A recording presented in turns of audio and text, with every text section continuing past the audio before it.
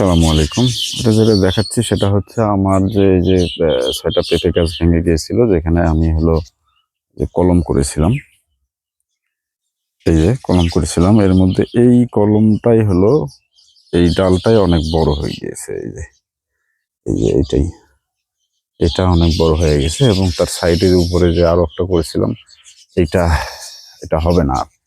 এটা এই যে নষ্ট হয়ে গেছে, এখান থেকে একটা টিকছে। এরকম আরো আছে, যেমন এই গাছেও একটা দিয়েছিলাম, এইটা হচ্ছে নাই, এটা হবে কিনা বলতে পারতেছি না, তো থাক, আর দেখা যাক। আরো আছে, এই যে এইখানে, এইখানের যে এটাও যে কি অবস্থা বলা যাচ্ছে না। এই যে উপরের এটা এটা এটা মারা গেছে, এটা হবে না।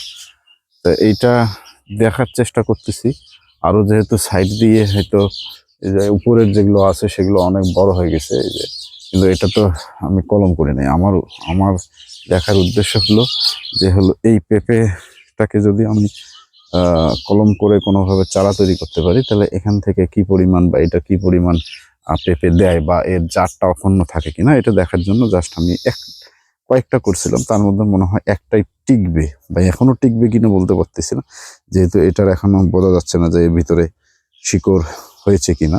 তার এর সাইড দিয়ে আরো ওই যে আছে, এগুলোর আমি রেখে দিছি, এখন এগুলো ভাঙাভাঙি করি নাই। তার কারণ হচ্ছে এগুলোকে আবার হয়তো আমি ২-১ দিনের মধ্যে আবার করার চেষ্টা করব, দেখি কি হয়। এটার আপডেট একটা যেহেতু হচ্ছে, এবং এই ডালটাতে আবার হলো এই যে ফুলও আছে, ফুলও ধরছে। এখন দেখা যাক কি হয়। আমি হলো এটার আপডেট আপনাদের সঙ্গে পরবর্তীতে শেয়ার করবো। ধন্যবাদ সকলকে। আসসালামু আলাইকুম।